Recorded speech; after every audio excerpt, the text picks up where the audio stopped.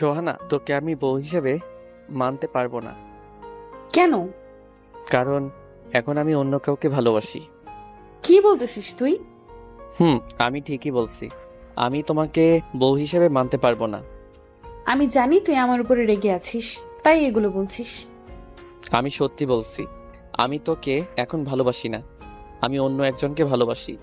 শুধু তোর বাবা মায়ের মান সম্মান বাঁচানোর জন্য তোকে বিয়ে করেছি। তারপর আমি ফ্রেশ হতে ওয়াশরুমে ঢুকে গেলাম, আর সোহানা সেখানে বসে কান্না করতে থাকলো। এবার চলেন আপনাদের আমার পরিচয়টা দিয়ে দেই। আমি ফারহান, মাত্র লেখাপড়া শেষ করেছি। আর সোহানা হলো আমার বউ।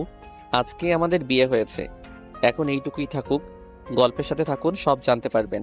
আপনারা হয়তো কিছুই বুঝতে পারতেছেন না। চলেন একটু পিছন থেকে ঘুরে আসি। আমি এসএসসি পরীক্ষা দিয়ে মাত্র কলেজে উঠেছি। তখন সোহানার সাথে আমার পরিচয় হয়।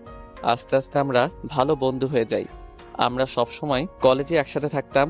কলেজে আমার তেমন বন্ধু ছিল না, তাই সোহানাদের গ্রুপে আমাকে ঢুকিয়ে দেয়। তাদের সাথে ভালোই কাটতে থাকে আমাদের দিনকাল। সব কিছু ঠিকঠাক ছিল। ও, আপনাদের তো একটা কথা বলতে ভুলেই গিয়েছি।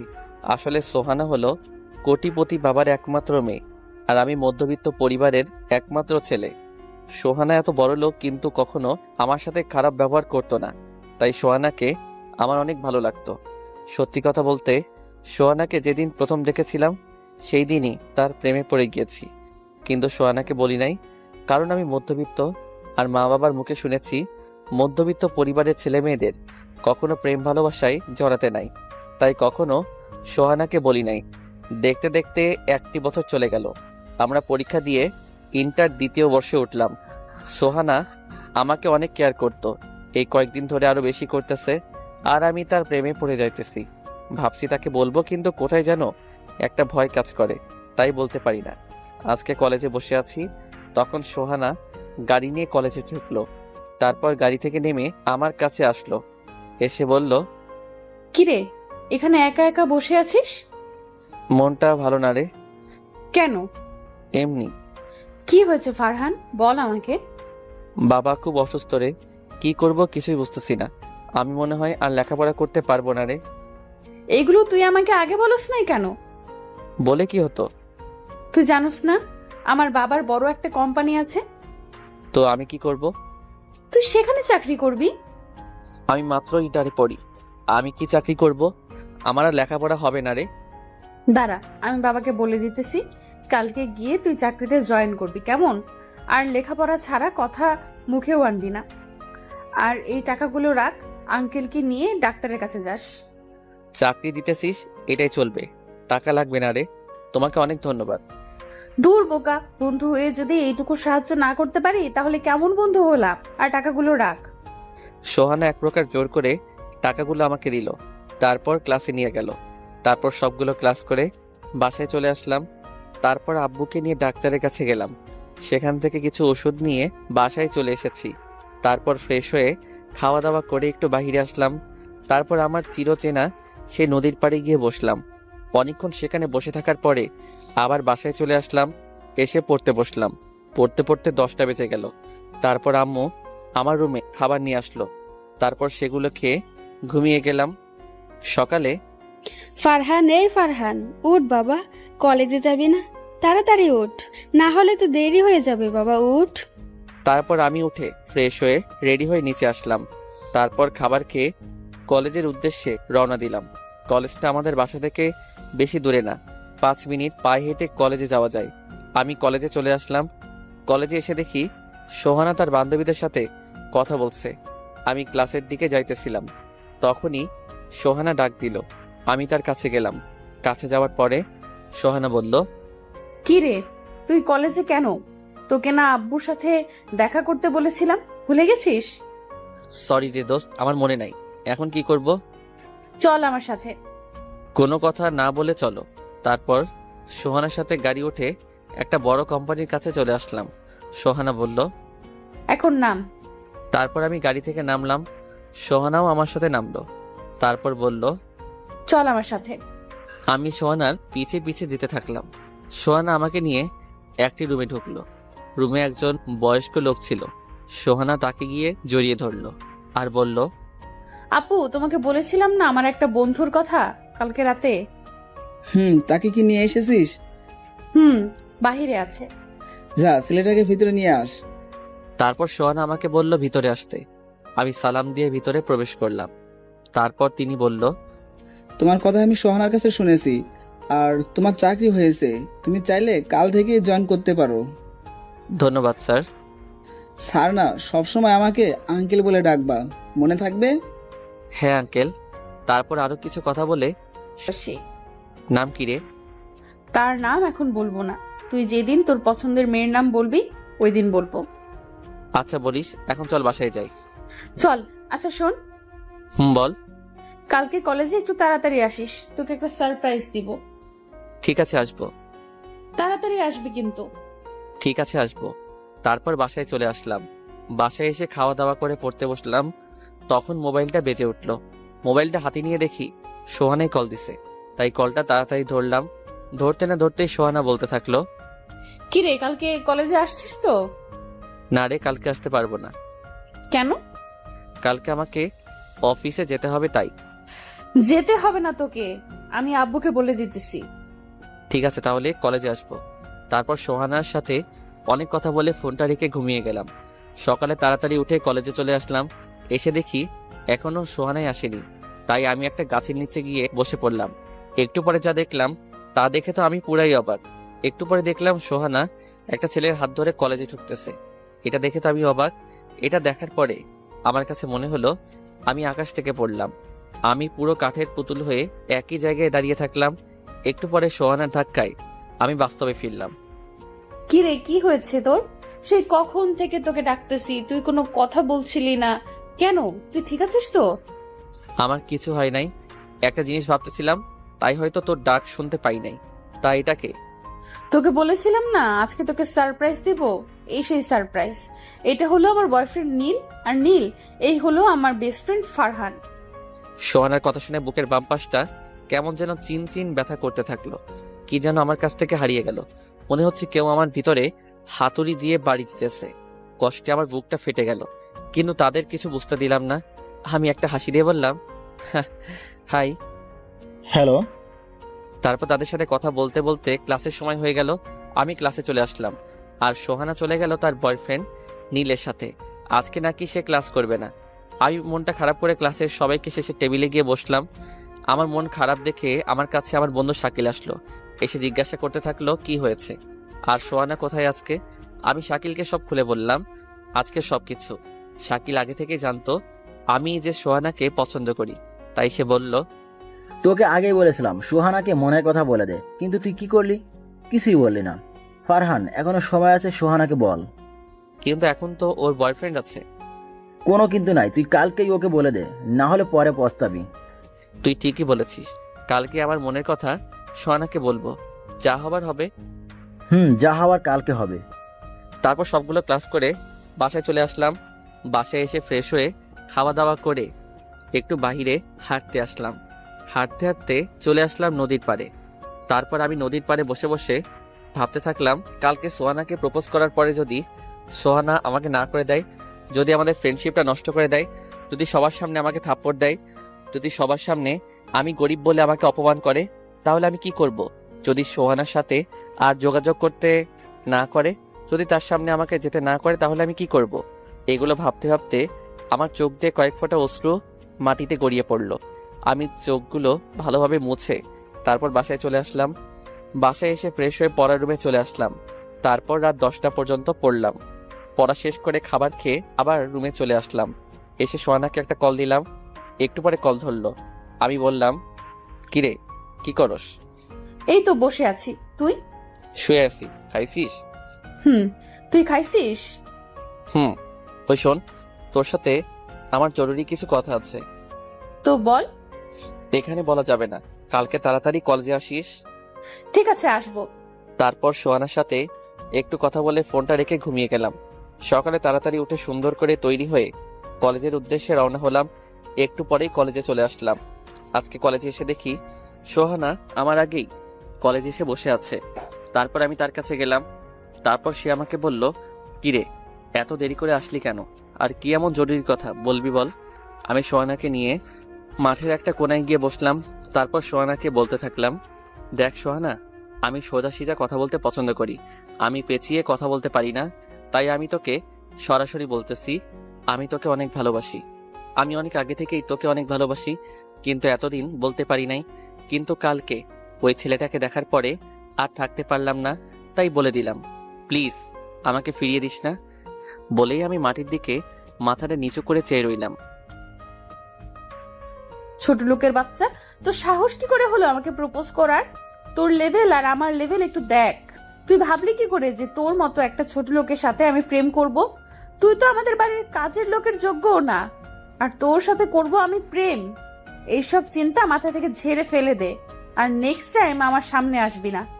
আর শোন, নীল আমার বয়ফ্রেন্ড, ওকেই আমি কিছুদিন পরে বিয়ে করব। তুই আমার সামনে আসবি না। আসি, আল্লাহ হাফেজ। এই বলে সোহানা চলে গেল, আর আমি সেখানে বসে পড়লাম। আমার চোখ দিয়ে পানি পড়তে লাগলো। আমি ভাবতে পারতেছি না সোহানা আমাকে এই কথাগুলো বলল। সোহানা আমার ভালোবাসাটা এত ছোট করে দেখলো, আমাকে একটু বুঝলো না। সোহানাকে কি আমি হারিয়ে ফেললাম? এগুলো ভাবতেছি আর চোখ দিয়ে পানি পড়তে লাগলো। অনেকক্ষণ সেখানে বসে বসে কান্না করলাম। তারপর বাসায় চলে আসলাম। বাসায় এসে কারোর সাথে কোনো কথা না বলে চলে আসলাম ফ্রেশ হতে। তারপর ফ্রেশ হয়ে শুয়ে রইলাম। আম্মু অনেকবার খেতে রাখছে, কিন্তু আমি খেতে যাই নাই। মনটা অনেক খারাপ হয়ে আছে, কারণ যে মানুষটাকে এত ভালোবাসলাম সে আজকে আমাকে এইভাবে অপমান করলো, আবার 2টা থাপ্পড় দিল, আর ওর সামনে যেতেও না করলো। এখন আমি কি করব কিছু বুঝতেছি না। এগুলো ভাবতে ভাবতে না খেয়েই ঘুমিয়ে গেলাম। রাত 9:30টায় আমার ঘুম ভাঙলো। তারপর দেখি আম্মু খাবার নিয়ে আমার রুমে বসে আছে। আমি ঘুম থেকে উঠেই ফ্রেশ হতে ওয়াশরুমে চলে গেলাম। ফ্রেশ হয়ে এসে দেখি আম্মু এখনও খাবার নিয়ে বসে আছে। আমি কিছু না বলে খাবারগুলো খেয়ে ফেললাম, কারণ এখন না খাইলে আম্মু 1000টা প্রশ্ন করবে, তাই খেয়ে নিলাম। তারপর আবার ঘুমিয়ে গেলাম। সকালে অনেক দেরি করে ঘুম থেকে উঠলাম। কলেজে আর গেলাম না। বাসায় আর নদীর পাড়ে থেকে সারাটা দিন পার করে দিলাম। এইভাবে একটি সপ্তাহ কেটে গেল, কিন্তু আমি এই 1 সপ্তাহের মধ্যে একদিনও কলেজে গেলাম না। আজকে 1 সপ্তাহ পরে ভাবতেছি কলেজে যাব। যেই ভাবনা সেই কাজ। তাড়াতাড়ি রেডি হয়ে চলে গেলাম কলেজে। কলেজে এসে দেখি সোহানা আর নীলে এক জায়গাতে বসে আছে। আমাকে দেখেই সোহানা মুখ কালো করে ফেললো। আমিও আর সেই দিকে না তাকিয়ে চলে আসলাম ক্লাসে। সবগুলো ক্লাস করে বাসায় চলে আসলাম। আজকেও প্রতি রাতের মতো অনেক কান্না করে ঘুমালাম। তারপর সকালে আম্মুর ডাকে ঘুম ভাঙলো। আমি তাড়াতাড়ি রেডি হয়ে চলে আসতেছিলাম কলেজে। তখন আমার একটা বন্ধু কল দিল আমাকে। আমি ফোন রিসিভ করতেই আমাকে একটা রেস্টুরেন্টে যেতে বলল। আমি তার কথা মতো সেই রেস্টুরেন্টে গেলাম। আমি আমার বন্ধুকে খুঁজতে খুঁজতে রেস্টুরেন্টে ঢুকে গেলাম। একটু সামনে যেতে দেখি নীল একটা মেয়ের হাত ধরে হেসে হেসে কথা বলছে। আমি এটা দেখে পুরাই চমকে গেলাম। আমি সময় নষ্ট না করে কতগুলো ছবি তুলে নিলাম। তারপর সোহানাকে কল দিলাম। প্রথমবার ধরলো না, তাই আবার কল দিলাম। এইবার কলটা ধরলো। সোহানা, তুই কোথায় রে? আমি কলেজে। কেন? প্লিজ তুই এই রেস্টুরেন্টে একটু আয়। আমি আসতে পারবো না। না আসলে নীলকে হারাবি। আমি এক্ষুনি আসছি, প্লিজ নীলের কিছু করিস না। যা তোর কলিজার কাছে। আমি দাঁড়িয়ে দাঁড়িয়ে দেখছি আর হাসতেছি। সোহানা থাপ্পড়গুলো দিয়ে বলতে লাগলো, উত্তর বাচ্চা, এই মেয়েটা কে? সুহানা, এটা আমার কাজিন। ওই, কে তোমার কাজিন? আমি তোমার গার্লফ্রেন্ড, সবাইকে বলো। কিরে, এই তোর কাজিন তাই না? আসলে হয়েছে কি, এখন আমার বিয়ের কি হবে?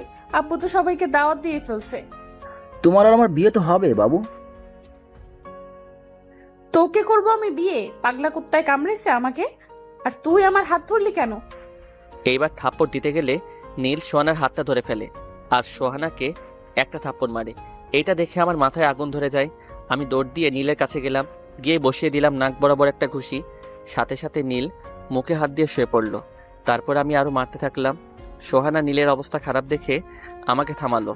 তারপর সেখান থেকে আমাকে নিয়ে বাহির হয়ে গেল। বাহিরে এসে আমি কিছু বললাম না। একটা রিক্সা নিলাম বাসা আসার জন্য। সোহানাও রিক্সায় উঠলো। আমি কোনো কথা বলছি না দেখে সোহানা বলল, সরি, আমার ভুল হয়ে গেছে, আরে সরি বলতে হবে না। আমাকে মাফ করে দে। আমার মতো ফকিন্নির কাছে তোর মাপ চাওয়া মানায় না। তুই কোথায় আর আমি কোথায়? আমি জানি তুই আমাকে এখনো মাফ করিস নাই, প্লিজ আমাকে মাফ করে দে। আমার ভুলটা আমি বুঝতে পেরেছি। তুই তো কোনো ভুল করসনি, সব ভুল আমার। আমি গরিব হয়ে তোকে প্রপোজ করেছি। এটা ভাবি নাই যে তোর সাথে রিলেশন করতে গেলে তো তোর যোগ্য হতে হবে। আমার মতো ফকিন্নির সাথে তোর যাই না রে, এই তোর বাসার সামনে চলে আসছি, যা বাসায় যা। প্লিজ এইবারের মতো মাফ করে দে, আর হবে না। চল আমরা আবার আগের মতো বন্ধু হয়ে যাই। সরি রে, আমার নতুন অনেক বন্ধু হয়ে গেছে, তোকে আর নিতে পারবো না আমাদের ফ্রেন্ড গ্রুপে। আসি রে, ভালো থাকিস। এই বলে সেখান থেকে বাসায় চলে আসলাম। বাসায় এসে ফ্রেশ হয়ে শুয়ে পড়লাম। কিছুক্ষণ পরে আম্মু আর আব্বু আমার রুমে। এত তাড়াতাড়ি কেন? এমনি যা বলেছি তাই। আমি আর কিছু বললাম না, বাসা থেকে বাহির হয়ে গেলাম। গিয়ে বন্ধুদের সবাইকে বিয়ের দাওয়াত দিলাম। সবাই জানতে চাইলো মেয়েটাকে, কিন্তু আমি তো নিজেই জানি না মেয়েটাকে, তাই ওদের বলতে পারলাম না। তারপর রাতে বাসায় আসলাম, সবাইকে দাওয়াত দিয়ে। দেখতে দেখতে শুক্রবার চলে আসলো। সকাল সকাল আম্মু এসে দেখে ঘুম থেকে চললো। তারপর গোসল করে রেডি হতে লাগলাম। আমার বন্ধুরা আমাকে রেডি করতে লাগলো। দেখতে দেখতে আমি রেডি হয়ে নিচে আসলাম। তারপর সবাইকে নিয়ে গাড়িতে উঠে রওনা দিলাম বউদের বাসার দিকে। আমি রেডি হয়ে নিচে চলে আসলাম। তারপর সবার সাথে রওনা দিলাম। আমি আর আমার বন্ধুরা এক গাড়িতে বসলাম, আর সবাই অন্য গাড়িতে বসেছে। আমরা 10 মিনিট পরেই একটা বাড়ির সামনে চলে আসলাম। আমি গাড়ি থেকে নেমে পুরাই চমকে গেলাম, কারণ বাসাটা হলো সোহানাদের বাসা। আমি আমার বন্ধুদের দিকে তাকালাম, দেখি তারাও আমার দিকে তাকিয়ে আছে। আব্বু আমাকে বলল, এখানে দাঁড়িয়ে আছো কেন, চলো। তারপর আমরা ভিতরে গেলাম। ভিতরে যাওয়ার আগে আমার পকেট থেকে 5,000 টাকা উধাও হয়ে গেল। বুঝলেন না তো, আমার বন্ধুরা আমার কাছ থেকে 5,000 টাকা নিল গেট আটকালে দেওয়ার জন্য। তারপর আমি গিয়ে জামাই যেখানে বসে সেখানে বসলাম, আর আমার সব বন্ধুরা আমাকে রেখে ময়দা সুন্দরীদের পটানোর জন্য চলে গেছে। আমি একা একা এতিমের মতো বসে আছি। একটু পরে কাজী এসে বিয়ে পড়িয়ে গেল। দেখতে দেখতে আমার আর সোহানার বিয়েটা ঠিক মতো হয়ে গেল। এখন বউ নিয়ে আসার পালা। সবার কাছ থেকে বিদায় নিয়ে সোহানাকে নিয়ে গাড়িতে চলে আসলাম। একটু পরে গাড়ি আমাদের বাসার উদ্দেশ্যে রওনা হলো। এখন একটা মজার ব্যাপার হলো, সবসময় দেখে আসছি বউয়েরা বাবার বাড়ি ছেড়ে যখন স্বামীর সাথে তার বাসায় আসে তখন অনেক কান্না করে, কিন্তু আমার বেলা পুরাই উল্টো। সোহানাই হাসতে হাসতে সবার কাছ থেকে বিদায় নিয়ে আমার সাথে চলে আসছে, এবং এখনো তার চোখ দিয়ে এক ফোঁটা জলও পড়ছে না। একটু পরে আমরা বাসায় চলে আসলাম। গাড়ি এসে আমাদের বাসার সামনে থামলো। তারপর আমি নামলাম। এরপর সোহানাও নামলো। নামতে গিয়ে তার পায়ে পেল হালকা ব্যথা, তার জন্য বলছে হাঁটতে পারবে না। বাবা এই কথা শুনে বলল কোলে করে ভিতরে নিতে। কি আর করার, বাবার কথা তো মানতেই হবে। তাই সোহানাকে কোলে করে বাসার ভিতরে নিয়ে আসলাম। সোহানাকে রুমে দিয়ে আমি চলে আসলাম বন্ধুদের সাথে ছাদে। 12টা বাজে। আব্বুর কথায় রুমে গেলাম। তারপর কি হয়েছে তা তো প্রথমে পাটেই বলছি। এই ছিল আমার পিছনের কাহিনী। চলেন এবার বর্তমানে আসি। আমি সোফায় শুয়ে পড়লাম। ফজরের সময় আজানের মধুর সুরে আমার ঘুম ভাঙল। আমি উঠে উজু করে চলে আসলাম মসজিদে। তারপর নামাজ আদায় করে একটু হাঁটাহাঁটি করে বাসায় চলে আসলাম। তারপর গোসল করলাম। গোসল করে এসে সোহানাকে ডাক দিলাম। সে ঘুমের ঘোরে আমাকে জড়িয়ে ধরে আবার ঘুমিয়ে গেল। আমার ভালো লাগতেছিল, কিন্তু সোহানাকে বুঝতে দেওয়া যাবে না যে আমার ভালো লাগতেছে। তাই আমি তার কাছ থেকে ছুটে টেবিল থেকে এক গ্লাস পানি নিয়ে তার মুখে ঢেলে দিলাম। সোহানার মুখে পানি পড়তেই লাফ দিয়ে উঠল। তারপর আমার দিকে চোখ বড় বড় করে তাকালো। আমি বললাম, আমার দিকে তাকিয়ে থেকে লাভ নাই, যান গিয়ে গোসল করে আসেন, নিচে সবাই অপেক্ষা করতেছে। আমি বললাম, আমার দিকে তাকিয়ে থেকে লাভ নাই, যান গিয়ে গোসল করে আসেন, নিচে সবাই অপেক্ষা করতেছে। যাইতেছি। তারপর সোহানা গোসল করে আসলো। আমি সোফায় বসে বসে মোবাইল টিপতেছিলাম। সে গোসল করে বাহির হলো। আমি সোহানার দিকে তাকালাম। তাকিয়ে তো আমি পুরাই ওর উপরে আবারও ক্রাশ খেলাম, কিন্তু সোহানাকে তো বুঝতে দেওয়া যাবে না, তাই আমি ওর সাথে একটু খারাপ ব্যবহার করলাম। আমি সোহানাকে বললাম, ঢং না করে তাড়াতাড়ি রেডি হন, আমার এইসব ঢং মজা লাগে না। দেখলাম সোহানার মুখটা বেজার হয়ে গেল। সোহানার মুখটা বেজার দেখে আমারও অনেক খারাপ লাগলো, কিন্তু সেটা প্রকাশ করলাম না। আমি রুম থেকে বাহির হয়ে আসলাম। সোহানার জন্য আমার অনেক কষ্ট হতে লাগলো, কিন্তু এত সহজে তাকে মেনে নিলে চলবে না, তাকে কষ্ট দিতে হবে, না হলে সে ভালোবাসা কি সেটা বুঝবে না। আমি একটু পরে আবার রুমে গেলাম। গিয়ে দেখি সোহানা রেডি হয়ে মুখটা কালো করে বসে আছে। সোহানাকে দেখতে অনেক সুন্দর লাগতেছিল।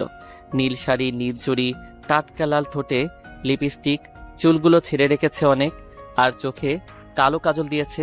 সব মিলিয়ে সোহানাকে অনেক সুন্দর লাগতেছিল, কিন্তু কি যেন একটা মিসমিস লাগতেছিল। আমি সোহানাকে বললাম, কপালে একটা টিপ দিলে সুন্দর বানাতো। এই কথাটা শুনে সোহানা অনেক খুশি হয়ে গেল, আর তাড়াতাড়ি কপালে একটা টিপ দিল। তারপর সোহানাকে নিয়ে নিচে চলে আসলাম। নিচে এসে দেখি সবাই আমাদের জন্য অপেক্ষায় আছে। আমরা যাওয়ার পরে সবাই খাওয়া দাওয়া শুরু করলো। আমি আর সোহানা পাশাপাশি বসলাম। আমি খাওয়া দাওয়া শেষ করে সোহানার আগে রুমে চলে আসলাম। তারপর ফেসবুক চালাতে থাকলাম। একটু পরে সোহানাও আসলো। এসে দেখে আমি মোবাইল টিপতেছি, তাই বলল, ফারহান শোনো, বলেন। আব্বু একটু পরে আমাদেরকে নিতে আসবে, তুমি রেডি হয়ে থাকো। আমি কোথাও যাব না। না গেলে আব্বু কষ্ট পাবে, প্লিজ চলো। সোহানা কান্না করতে করতে চলে গেল। আমি আবার ফেসবুকে ঢুকলাম। একটু পরে আমার আব্বু রুমে আসলো। এসে বলল, ফারহান, কি আব্বু কিছু বলবা? একটু পরে সোহানার আব্বু আসবে তোদের নিতে, তার সাথে যাবি। আব্বু, আমি যেতে পারবো না। কেন? এমনি। আমি যেতে বলেছি, তুই যাবি, এটাই আমার শেষ কথা। কিন্তু আমি কোনো কিন্তু শুনতে চাই না। এটা বলে আব্বু চলে গেল। আমি মন খারাপ করে বসে রইলাম। একটু পরে সোহানার আব্বু আমাদের বাসায় আসলো।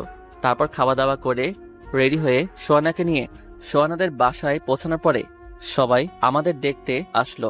তারপর আমাদের ভিতরে নিয়ে গেল। সোহানার অনেক কাজিনরা এসেছে। আমাকে দেখে সবাই আমার কাছে আসলো। আমাকে নিয়ে তারা সোহানার রুমে গেল। তারপর তাদের সাথে গল্প করতে থাকলাম। একটু পরে দেখলাম সোহানা আসতেছে। তাই সোহানাকে একটু কষ্ট দেওয়ার জন্য ওর কাজিনদের সাথে অনেক হেসে হেসে কথা বলতে থাকলাম। আর ওর কাজিনরাও হাসতে হাসতে আমার শরীরে এসে পড়তেছিল। এটা দেখে সোহানা অনেক রেগে গেল আর ওর কাজিনদের ধমক দিয়ে বলল, এই তোরা এখানে কি করিস? যা এখান থেকে। আপু, দুলা ভাইয়ের সাথে একটু পরিচয় হইতেছিলাম। সবাই চলে যাচ্ছিল। তখন সোহানার একটা কাজিন আমাকে চোখ মারলো আর এটা সোহানা দেখে ফেললো। সোহানাকে আরো রাগানোর জন্য আমিও চোখ মারলাম। এটা দেখে সোহানা তো রেগে আগুন হয়ে গেল। সবাই বাইরে যেতেই দরজা বন্ধ করে আমার দিকে তেড়ে আসলো আর আমার কলার ধরে বলল, অন্য মেয়েদের সাথে হেসে হেসে কথা বলতে অনেক মজা লাগে, তাই না? মেয়েদের গায়ে পড়তে অনেক ভালো লাগে, মেয়েদের চোখ মারতে অনেক ভালো লাগে, আর নিজের ঘরের বউকে তোর ভালো লাগে না? কি নেই আমার মাঝে বল? আপনার মাঝে ভালোবাসা নেই, আপনার মনে আছে শুধু অহংকার, তাই আপনাকে আমার ভালো লাগে না। আর ওই মেয়েগুলো কত ভালো, আমাকে কত আদরই না করলো। ওদের থেকে একজনকে যদি বিয়ে করতে পারতাম তাহলে অনেক ভালো হতো। সোহানাকে রাগানোর জন্য বললাম, ওই মেয়েরা তোমাকে বেশি আদর করছে, তাই না? ওই মেয়েদের বিয়ে করতে পারলে অনেক ভালো হতো, তাই না? আমাকে তোমার কাজিনরা অনেক আদর করছে আর একজনে একটা কিস করছে, পরে আবার তার কাছে যাইতে বলছে। কিসটা আমার কাছে অনেক ভালো লাগছে। সব মিথ্যা বললাম রাগানোর জন্য। সোহানা আর কিছু না বলে আমার উপরে ঝাঁপিয়ে পড়ল। আমি নিজের ভার না সামলাতে পেরে খাটে শুয়ে পড়লাম আর সোহানা আমার নিষ্পাপ ঠোঁটগুলোকে নিজের আয়ত্তে করে নিল। আমার কাছে অনেক ভালো লাগতেছিল। হঠাৎ মনে শয়তানি বুদ্ধি চলে আসলো আর আমি সোহানার ঠোঁটে আলতো করে একটা কামড় দিয়ে দিলাম। ঠোঁটে কামড় লাগার সাথে সাথে আমাকে ছেড়ে দিল। আমি সোহানার থেকে ছুটে অনেক জোরে একটা থাপ্পড় দিলাম। আমার থাপ্পড়কে সোহানার চোখ দিয়ে পানি চলে আসলো। আমি রুম থেকে বাহিরে চলে আসলাম, কারণ সোহানার সামনে থাকলে আর তাকে কষ্ট দিতে পারবো না। সোহানাকে থাপ্পড় দিয়ে আমার অনেক খারাপ লাগতেছিল, তাই ছাদে চলে গেলাম। ছাদে এসে দাঁড়িয়ে আছি, হঠাৎ কে যেন পেছন থেকে শক্ত করে জড়িয়ে ধরলো। আমি অনেক অবাক হয়ে পিছনে তাকালাম। পিছনে তাকিয়ে দেখি সোহানাই আমাকে জড়িয়ে ধরে কান্না করতেছে। আমি এক ধাক্কা দিয়ে সোহানার থেকে নিজেকে ছাড়িয়ে নিলাম আর বললাম, আপনি আমাকে জড়িয়ে ধরলেন কেন? আপনাকে তো আমি বলেছি আমি আপনাকে কোনোদিনও নিজের স্ত্রী হিসেবে মানতে পারবো না, আর আপনিও কোনোদিন আমার কাছে স্বামী অধিকার চাইবেন না। তাহলে আপনি আজকে এমন কেন করছেন? আমি তোমার পায়ে পড়ে বলছি, প্লিজ আমাকে মাফ করে দাও। আমি স্বীকার করতেছি আমি একটা ভুল করেছি, তোমাকে অনেক অপমান করেছিলাম, এর জন্য আমি লজ্জিত। প্লিজ আমাকে তুমি মাফ করে দাও, তুমি আমাকে আপন করে নাও প্লিজ। আমি কিছু না বলে সোহানার থেকে নিজেকে ছাড়িয়ে চলে আসলাম সোহানার রুমে। এসে সোফায় শুয়ে পড়লাম। শুয়ে শুয়ে ভাবতেছি এখন কি করব। এখন কি আমি সোহানাকে মেনে নিব, নাকি আর কয়েকটা দিন কষ্ট দিব? না, আর কয়েকদিন কষ্ট দেই, তারপর মেনে নিব। আমি শুয়ে শুয়ে এগুলো ভাবতেছিলাম। এমন সময় সোহানা রুমে আসলো। দেখে বোঝা যাচ্ছে অনেক কান্না করছে, চোখগুলো লাল হয়ে আছে, চোখ মুখ ফুলে আছে। সোহানা এসে সোজা ওয়াশরুমে চলে গেল। আমি সোফায় শুয়ে শুয়ে মোবাইল টিপতেছিলাম। এমন সময় রিয়া নামের একটা আইডি থেকে অনেকগুলো মেসেজ আসলো। আমি মেসেজগুলো দেখে মাথায় রক্ত উঠে গেল।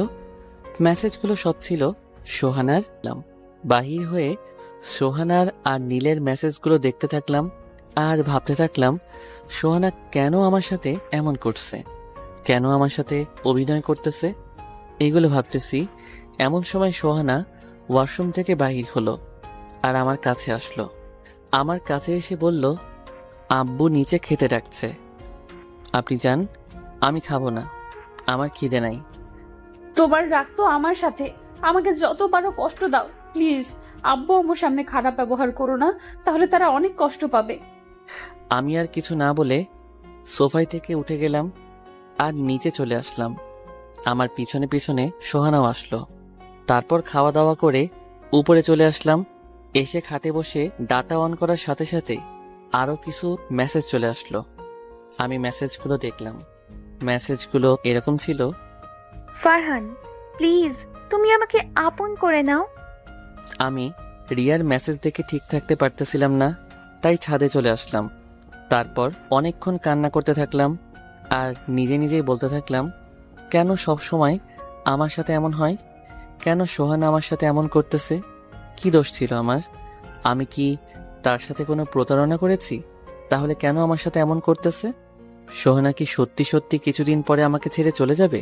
না, এ হতে পারে না, সোহানা আমাকে ছেড়ে চলে যেতে পারে না। এগুলো ভাবতে ভাবতে কখন যে ছাদে ঘুমিয়ে গেছি মনে নাই। ঘুম ভাঙলো সোহানার ডাকে। ঘুম ভাঙার পরে চারদিকে তাকিয়ে দেখি চারদিক অনেক অন্ধকার। আমার সামনে সোহানা বসে আছে আর আমাকে ডাকতেছে। তারপর আমি যা করলাম তা দেখে সোহানা পুরা অবাক। সোহানাকে অনেক শক্ত করে জড়িয়ে ধরলাম আর কান্না করতে থাকলাম।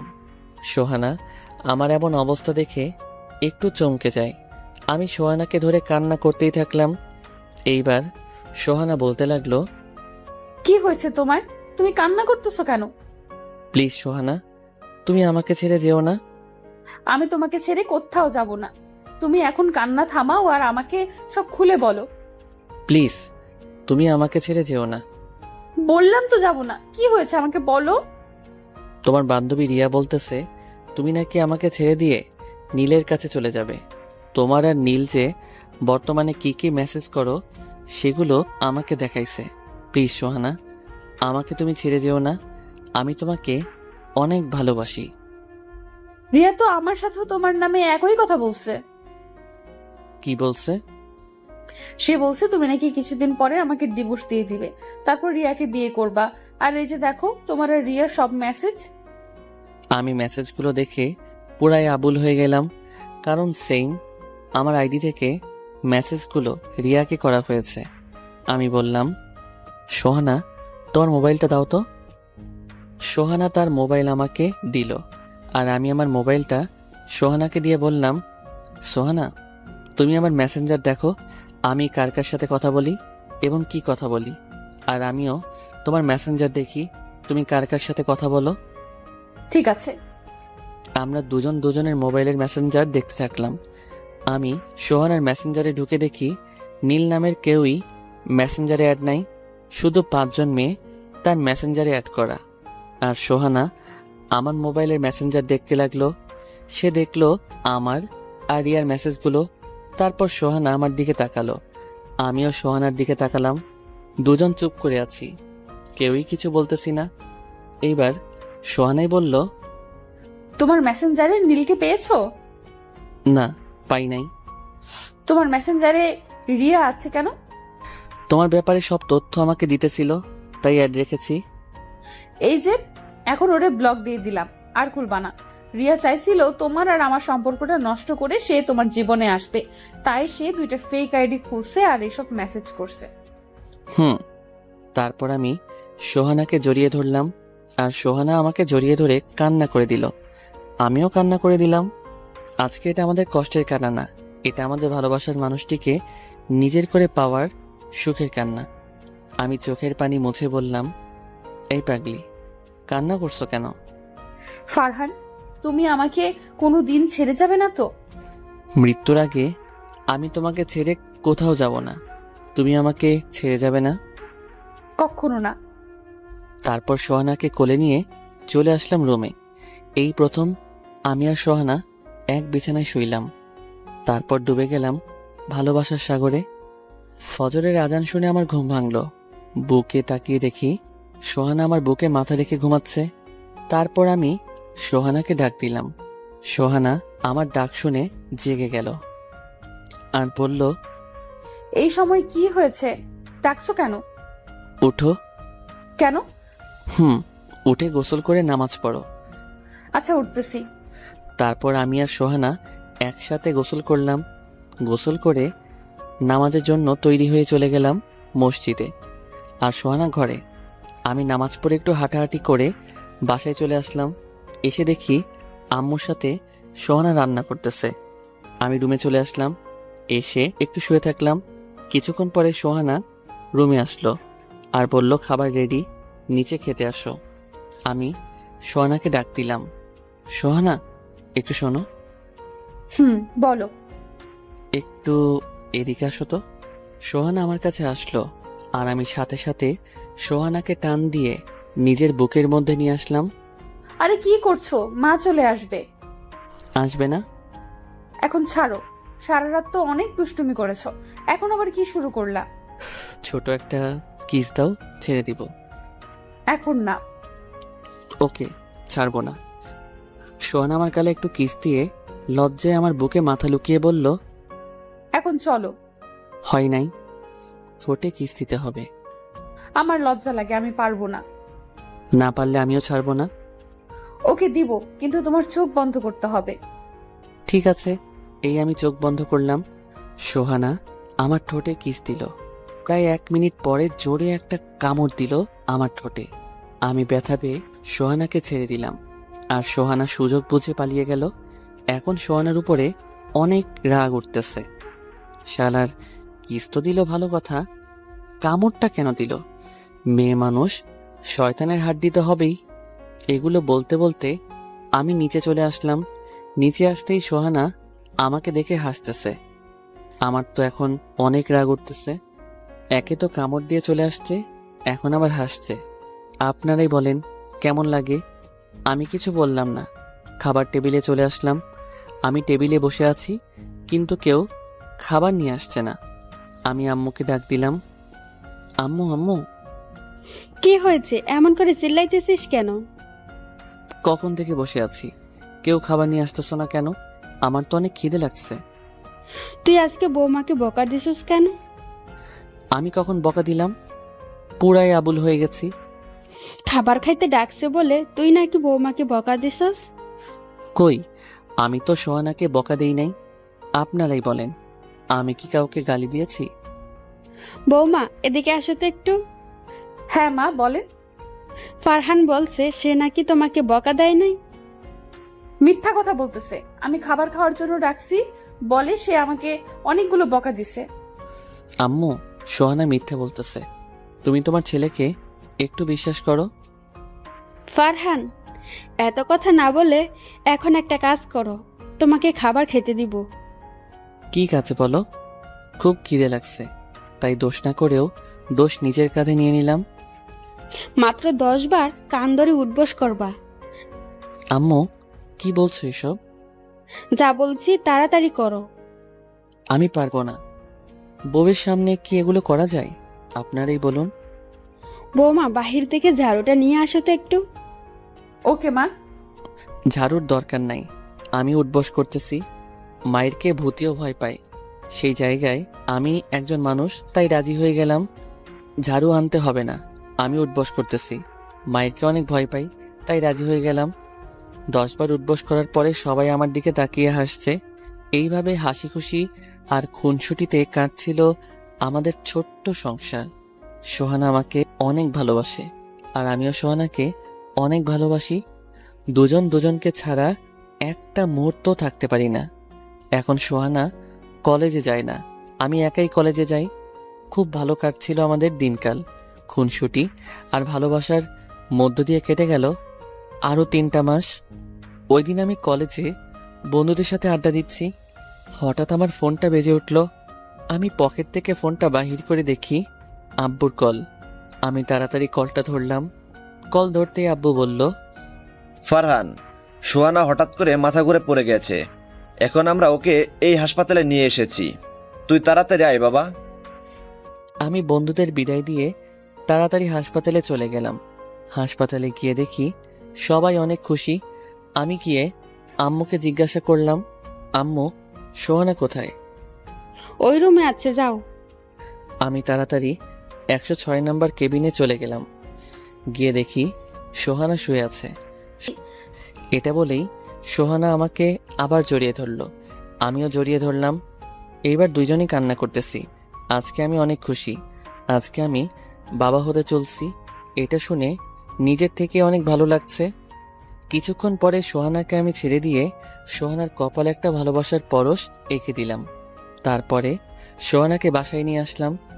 এখন আমি সোহানাকে কোনো কাজ করতে দেই না। আম্মু সোহানাকে অনেক আদর করে, আগের থেকে অনেক বেশি যত্ন নেয়। আমি এখন বেশি কলেজে যাই না, সারাদিন সোহানার পাশে থাকি। ওর যখন যেটা লাগে সেটা আমি এনে দেই, খাবার রুমে এনে সোহানাকে খাওয়াইয়া দেই। ওকে কোনো রকম কোনো কাজ করতে দেই না। খুব ভালো কাটছে আমাদের দিনগুলো।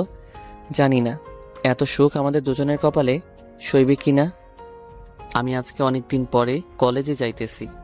আমি ইচ্ছে করে যাচ্ছি না, সোহানা আমাকে জোর করে পাঠাইছে, তাই যাচ্ছি। কলেজে এসে দেখি সবাই বসে আড্ডা দিচ্ছে।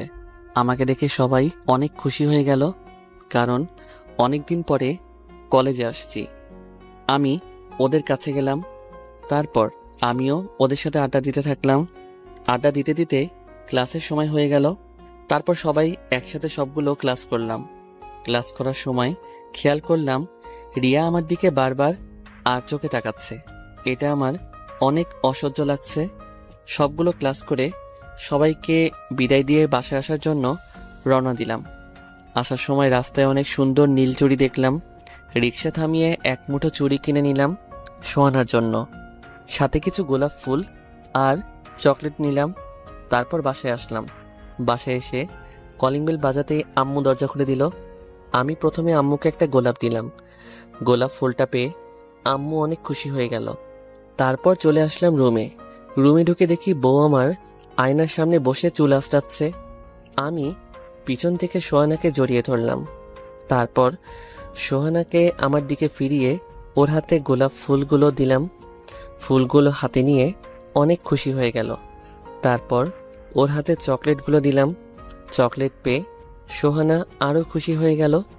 তারপর ওর একটা হাত আমি ধরলাম আর পকেট থেকে চুড়িগুলো বাহির করে ওর হাতে পরিয়ে দিলাম। সোহানা এবার কান্না করে দিল আর আমাকে জড়িয়ে ধরল আর বলতে থাকলো, ফারহান, এই সুখ আমার কপালে সইবে তো? জানি না আল্লাহ আমাদের কপালে কি রেখেছে, এত সুখ কি থাকবে আমাদের জীবনে। আল্লাহর কাছে একটাই চাওয়া, তোমার কোলে মাথা রেখে যেন মরতে পারি, দুজন যেন এক হয়ে সারাটা জীবন থাকতে পারি। হুম। আচ্ছা ফারহান, আমাদের বাবু হওয়ার সময় যদি আমি না ফেরার দেশে চলে যাই, তাহলে আমাকে ছাড়া তুমি থাকতে পারবা? কি বলছো এসব? এইগুলো এখন বাদ দাও, আর কখনো এসব বলবা না, তোমার কিছু হবে না। এটা বলে সোহানাকে আমার কোলে তুলে নিলাম। আমার পাগলিটা আমার আছে, আমারই থাকবে, কিছু হবে না, বুঝছো? হুম। তারপর সোহানার কপালে একটা কিস দিয়ে সোহানাকে খাটে শুইয়ে দিলাম আর আমি চলে গেলাম ফ্রেশ হতে। ফ্রেশ হয়ে নিচে গেলাম।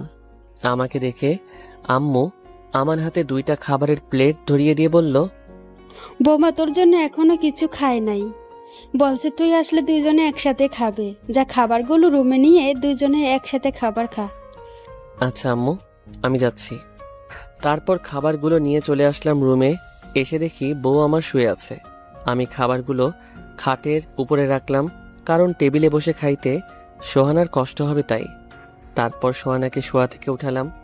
সোহানা খাটে বসে আছে আর আমি চেয়ারে বসে সোহানাকে খাওয়াইয়া দিতেছি আর সোহানাও আমাকে খাওয়াইয়া দিতেছে।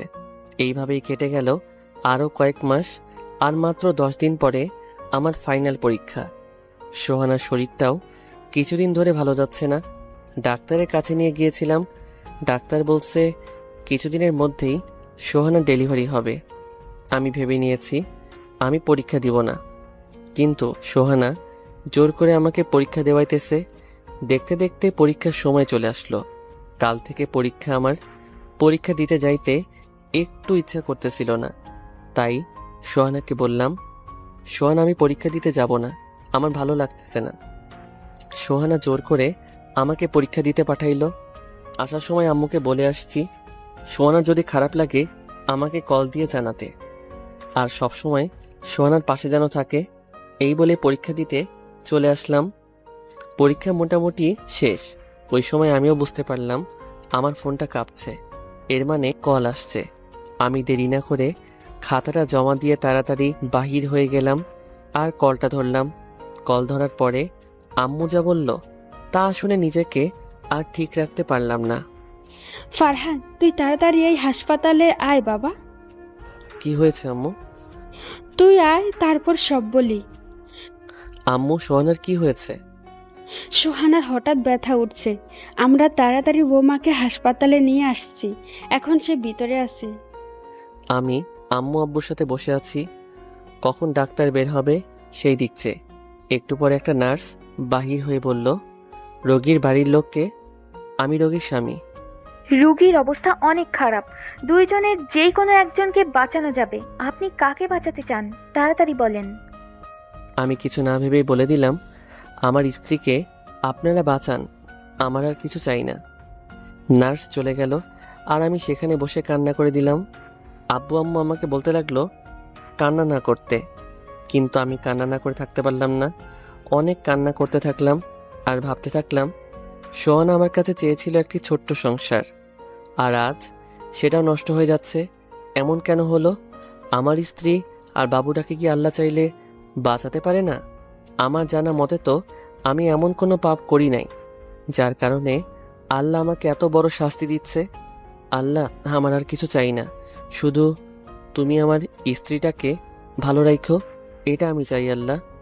এগুলো মনে মনে বলতে লাগলাম আর কান্না করতে থাকলাম। কান্না করতে করতে জ্ঞান হারিয়ে ফেললাম। কতক্ষণ অজ্ঞান ছিলাম জানি না। যখন আমার জ্ঞান ফিরল তখন আমি চোখ খুলে দেখি আমি একটা রুমে, আম্মু আমার পাশে একটা বাবু নিয়ে বসে আছে। আমি সাথে সাথে চিৎকার দিয়ে বললাম, আম্মু, আমার সোহানা কোথায়? সোহানা এখন কেমন আছে? ওর কিছু হয় নাই তো? আর এই বাবু কার? আম্মু আমাকে সোহানার কেবিনে নিয়ে গেল। আমি তারপর যা দেখলাম তা দেখে আর ঠিক থাকতে পারলাম না। আমি দেখি সোহানা আমার দিকে তাকিয়ে হাসছে। আমি চিৎকার দিয়ে গিয়ে সোহানাকে জড়িয়ে ধরলাম। আম্মু আমাদের দেখে চলে গেল। আমি সোহানাকে জড়িয়ে ধরে কান্না করতে থাকলাম। সোহানাও আমাকে ধরে কান্না করতে থাকলো। একটু পরে সোহানা কান্না থামিয়ে বলল, হাই পাগল, কান্না করতেছো কেন? আমি তো তোমার পাশেই আছি। আমার পাগলটাকে রেখে কি আমি যেতে পারি বলো? আমি কোনো কথা না বলে সোহানাকে কিস করতে থাকলাম আর অনেক শক্ত করে জড়িয়ে ধরলাম। সোহানা আমার কাণ্ড দেখে আবারও কেঁদে দিল। জানো সোহানা, যখন বাবুকে দেখছি তখন আমি মনে করেছি আমার পৃথিবীটা হয়তো শেষ। আমি মনে হয় আর আমার বউটার হাতে আদর খেতে পারবো না। আমি মনে হয় আর আমার সোহানাকে আমার কাছে পাবো না। আমি মনে হয় আর তোমাকে রাগাতে পারবো না। আমি অনেক ভয় পেয়ে গিয়েছিলাম। আমার বাবু দরকার নেই, শুধু তুমি আমার পাশে থাকলেই চলবে। এই বলে আবার কান্না করতে থাকলাম। এভাবে কান্না করার পরে আম্মু আসলো। রুমে এসে বলল, এই আমার পাগল ছেলে মেয়ে, এইভাবে কেউ কান্না করে? দেখো দুই পাগল পাগলির কাণ্ড। এই নে ধর তো রাজরানী আম্মুটাকে। আমি আমার কলিজার টুকরাটাকে কোলে নিয়ে ওর কপালে একটা চুমু দিলাম আর সোহানার কপালে একটা চুমু দিলাম। তার 2 দিন পরে সোহানাকে বাসায় নিয়ে আসলাম। ভালোই চলতে থাকলো আমাদের দিনগুলো। আপনারা সবাই আমাদের জন্য দোয়া করবেন। সবাই ভালো থাকবেন। দেখা হবে পরের গল্পতে। এত তাড়াতাড়ি কেন? এমনি যা বলেছি তাই। আমি আর কিছু বললাম না, বাসা থেকে বাহির হয়ে গেলাম। গিয়ে বন্ধুদের সবাইকে বিয়ের দাওয়াত দিলাম। সবাই জানতে চাইলো মেয়েটাকে, কিন্তু আমি তো নিজেই জানি না মেয়েটাকে, তাই ওদের বলতে পারলাম না। তারপর রাতে বাসায় আসলাম সবাইকে দাওয়াত দিয়ে। দেখতে দেখতে শুক্রবার চলে আসলো। সকাল সকাল আম্মু এসে দেখে ঘুম থেকে চললো। তারপর গোসল করে রেডি হতে লাগলাম। আমার বন্ধুরা আমাকে রেডি করতে লাগলো। দেখতে দেখতে আমি রেডি হয়ে নিচে আসলাম। তারপর সবাইকে নিয়ে গাড়িতে উঠে রওনা দিলাম বউদের বাসার দিকে। আমি রেডি হয়ে নিচে চলে আসলাম। তারপর সবার সাথে রওনা দিলাম। আমি আর আমার বন্ধুরা এক গাড়িতে বসলাম আর সবাই অন্য গাড়িতে বসেছে। আমরা 10 মিনিট পরেই একটা বাড়ির সামনে চলে আসলাম। আমি গাড়ি থেকে নেমে পুরাই চমকে গেলাম, কারণ বাসাটা হলো সোহানাদের বাসা। আমি আমার বন্ধুদের দিকে তাকালাম, দেখি তারাও আমার দিকে তাকিয়ে আছে। আব্বু আমাকে বলল, এখানে দাঁড়িয়ে আছো কেন, চলো। তারপর আমরা ভিতরে গেলাম। ভিতরে যাওয়ার আগে আমার পকেট থেকে 5,000 টাকা উধাও হয়ে গেল। বুঝলেন না তো, আমার বন্ধুরা আমার কাছ থেকে 5,000 টাকা নিল গেট আটকালে দেওয়ার জন্য। তারপর আমি গিয়ে জামাই যেখানে বসে সেখানে বসলাম, আর আমার সব বন্ধুরা আমাকে রেখে ময়দা সুন্দরীদের পটানোর জন্য চলে গেছে। আমি একা একা এতিমের মতো বসে আছি। একটু পরে কাজী এসে বিয়ে পড়িয়ে গেল। দেখতে দেখতে আমার আর সোহানার বিয়েটা ঠিক মতো হয়ে গেল। এখন বউ নিয়ে আসার পালা। সবার কাছ থেকে বিদায় নিয়ে সোহানাকে নিয়ে গাড়িতে চলে আসলাম। একটু পরে গাড়ি আমাদের বাসার উদ্দেশ্যে রওনা হলো। এখন একটা মজার ব্যাপার হলো, সবসময় দেখে আসছি বউয়েরা বাবার বাড়ি ছেড়ে যখন স্বামীর সাথে তার বাসায় আসে তখন অনেক কান্না করে, কিন্তু আমার বেলা পুরাই উল্টো। সোহানাই হাসতে হাসতে সবার কাছ থেকে বিদায় নিয়ে আমার সাথে চলে আসছে, এবং এখনো তার চোখ দিয়ে এক ফোঁটা জলও পড়ছে না। একটু পরে আমরা বাসায় চলে আসলাম। গাড়ি এসে আমাদের বাসার সামনে থামলো। তারপর আমি নামলাম। এরপর সোহানাও নামলো। নামতে গিয়ে তার পায়ে পেল হালকা ব্যথা, তার জন্য বলছে হাঁটতে পারবে না। বাবা এই কথা শুনে বলল কোলে করে ভিতরে নিতে। কি আর করার, বাবার কথা তো মানতেই হবে। তাই সোহানাকে কোলে করে বাসার ভিতরে নিয়ে আসলাম। সোহানাকে রুমে দিয়ে আমি চলে আসলাম বন্ধুদের সাথে ছাদে। 12টা বাজে। আব্বুর কথায় রুমে গেলাম। তারপর কি হয়েছে তা তো প্রথমে পাটেই বলছি। এই ছিল আমার পিছনের কাহিনী। চলেন এবার বর্তমানে আসি। আমি সোফায় শুয়ে পড়লাম। ফজরের সময় আজানের মধুর সুরে আমার ঘুম ভাঙল। আমি উঠে উজু করে চলে আসলাম মসজিদে। তারপর নামাজ আদায় করে একটু হাঁটাহাঁটি করে বাসায় চলে আসলাম। তারপর গোসল করলাম। গোসল করে এসে সোহানাকে ডাক দিলাম। সে ঘুমের ঘোরে আমাকে জড়িয়ে ধরে আবার ঘুমিয়ে গেল। আমার ভালো লাগতেছিল, কিন্তু সোহানাকে বুঝতে দেওয়া যাবে না যে আমার ভালো লাগতেছে। তাই আমি তার কাছ থেকে ছুটে টেবিল থেকে এক গ্লাস পানি নিয়ে তার মুখে ঢেলে দিলাম। সোহানার মুখে পানি পড়তেই লাফ দিয়ে উঠল। তারপর আমার দিকে চোখ বড় বড় করে তাকালো। আমি বললাম, আমার দিকে তাকিয়ে থেকে লাভ নাই, যান গিয়ে গোসল করে আসেন, নিচে সবাই অপেক্ষা করতেছে। আমি বললাম, আমার দিকে তাকিয়ে থেকে লাভ নাই, যান গিয়ে গোসল করে আসেন, নিচে সবাই অপেক্ষা করতেছে। যাইতেছি। তারপর সোহানা গোসল করে আসলো। আমি সোফায় বসে বসে মোবাইল টিপতেছিলাম। সে গোসল করে বাহির হলো। আমি সোহানার দিকে তাকালাম। তাকিয়ে তো আমি পুরাই ওর উপরে আবারও ক্রাশ খেলাম, কিন্তু সোহানাকে তো বুঝতে দেওয়া যাবে না, তাই আমি ওর সাথে একটু খারাপ ব্যবহার করলাম। আমি সোহানাকে বললাম, ঢং না করে তাড়াতাড়ি রেডি হন, আমার এইসব ঢং মজা লাগে না। দেখলাম সোহানার মুখটা বেজার হয়ে গেল। সোহানার মুখটা বেজার দেখে আমারও অনেক খারাপ লাগলো, কিন্তু সেটা প্রকাশ করলাম না। আমি রুম থেকে বাহির হয়ে আসলাম। সোহানার জন্য আমার অনেক কষ্ট হতে লাগলো, কিন্তু এত সহজে তাকে মেনে নিলে চলবে না, তাকে কষ্ট দিতে হবে, না হলে সে ভালোবাসা কি সেটা বুঝবে না। আমি একটু পরে আবার রুমে গেলাম। গিয়ে দেখি সোহানা রেডি হয়ে মুখটা কালো করে বসে আছে। সোহানাকে দেখতে অনেক সুন্দর লাগতেছিল। নীল শাড়ি, নীল চুড়ি, টাটকা লাল ঠোঁটে লিপস্টিক, চুলগুলো ছেড়ে রেখেছে অনেক, আর চোখে কালো কাজল দিয়েছে। সব মিলিয়ে সোহানাকে অনেক সুন্দর লাগতেছিল, কিন্তু কি যেন একটা মিসমিস লাগতেছিল। আমি সোহানাকে বললাম, কপালে একটা টিপ দিলে সুন্দর বানাতো। এই কথাটা শুনে সোহানা অনেক খুশি হয়ে গেল আর তাড়াতাড়ি কপালে একটা টিপ দিল। তারপর সোহানাকে নিয়ে নিচে চলে আসলাম। নিচে এসে দেখি সবাই আমাদের জন্য অপেক্ষায় আছে। আমরা যাওয়ার পরে সবাই খাওয়া দাওয়া শুরু করলো। আমি আর সোহানা পাশাপাশি বসলাম। আমি খাওয়া দাওয়া শেষ করে সোহানার আগে রুমে চলে আসলাম। তারপর ফেসবুক চালাতে থাকলাম। একটু পরে সোহানাও আসলো। এসে দেখে আমি মোবাইল টিপতেছি, তাই বলল, ফারহান শোনো, বলেন। আব্বু একটু পরে আমাদেরকে নিতে আসবে, তুমি রেডি হয়ে থাকো। আমি কোথাও যাব না। না গেলে আব্বু কষ্ট পাবে, প্লিজ চলো। সোহানা কান্না করতে করতে চলে গেল। আমি আবার ফেসবুকে ঢুকলাম। একটু পরে আমার আব্বু রুমে আসলো। এসে বলল, ফারহান, কি আব্বু কিছু বলবা? একটু পরে সোহানার আব্বু আসবে তোদের নিতে, তার সাথে যাবি। আব্বু, আমি যেতে পারবো না। কেন? এমনি। আমি যেতে বলেছি, তুই যাবি, এটাই আমার শেষ কথা। কিন্তু আমি কোনো কিন্তু শুনতে চাই না। এটা বলে আব্বু চলে গেল। আমি মন খারাপ করে বসে রইলাম। একটু পরে সোহানার আব্বু আমাদের বাসায় আসলো। তারপর খাওয়া দাওয়া করে রেডি হয়ে সোহানাকে নিয়ে সোহানাদের বাসায় পৌঁছানোর পরে সবাই আমাদের দেখতে আসলো। তারপর আমাদের ভিতরে নিয়ে গেল। সোহানার অনেক কাজিনরা এসেছে।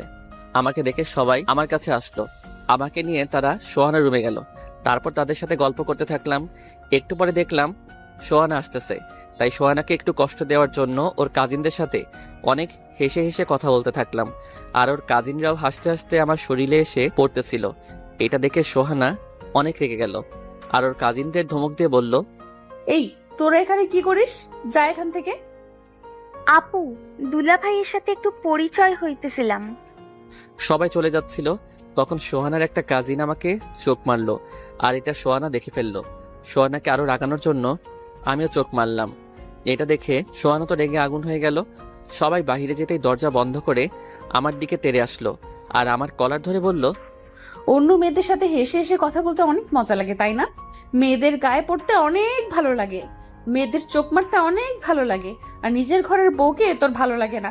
কি নেই আমার মাঝে বল? আপনার মাঝে ভালোবাসা নেই, আপনার মনে আছে শুধু অহংকার, তাই আপনাকে আমার ভালো লাগে না। আর ওই মেয়েগুলো কত ভালো, আমাকে কত আদরই না করলো। ওদের থেকে একজনকে যদি বিয়ে করতে পারতাম তাহলে অনেক ভালো হতো। সোহানাকে রাগানোর জন্য বললাম, ওই মেয়েরা তোমাকে বেশি আদর করছে, তাই না? ওই মেয়েদের বিয়ে করতে পারলে অনেক ভালো হতো, তাই না?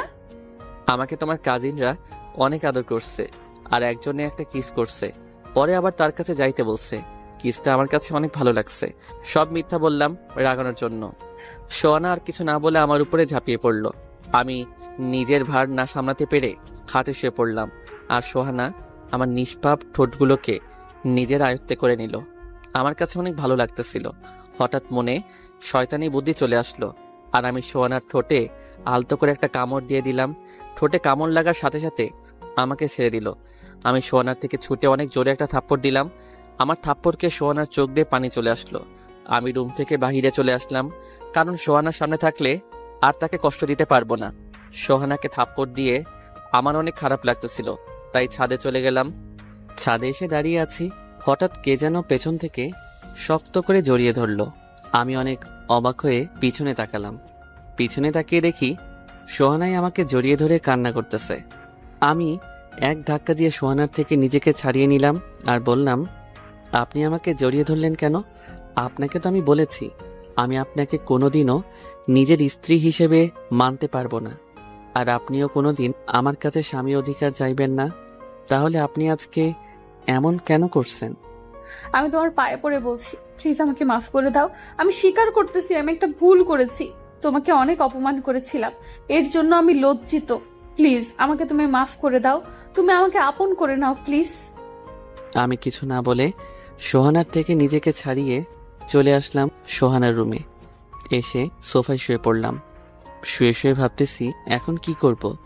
এখন কি আমি সোহানাকে মেনে নিব, নাকি আর কয়েকটা দিন কষ্ট দিব? না, আর কয়েকদিন কষ্ট দেই, তারপর মেনে নিব। আমি শুয়ে শুয়ে এগুলো ভাবতেছিলাম। এমন সময় সোহানা রুমে আসলো। দেখে বোঝা যাচ্ছে অনেক কান্না করছে, চোখগুলো লাল হয়ে আছে, চোখ মুখ ফুলে আছে। সোহানা এসে সোজা ওয়াশরুমে চলে গেল। আমি সোফায় শুয়ে শুয়ে মোবাইল টিপতেছিলাম। এমন সময় রিয়া নামের একটা আইডি থেকে অনেকগুলো মেসেজ আসলো। আমি মেসেজগুলো দেখে মাথায় রক্ত উঠে গেল। মেসেজগুলো সব ছিল সোহানার